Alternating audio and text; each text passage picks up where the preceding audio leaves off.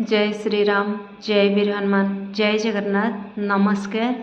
मो तरफ मो परिवार तरफ पवित्र रामनवमी रे आपण मानकु ढेर सारा शुभेच्छा एवं शुभकामना। बड़ दुखरे कहवाक पड़ुछि मो कुटुंब रे जड़े वयोज्येष्ठ व्यक्ति चली जाइछन्ति। आमे माने मूर्तिकिया छुआरे अछु, मंदिर दर्शन करि पारुनाहु। आज राउरकेला सहर साजसज्जारे फाटी पड़ुछि। राउरकेला सहर आज जेमिति रामनवमी पई साजसज्जारे पूरा कंपुछि।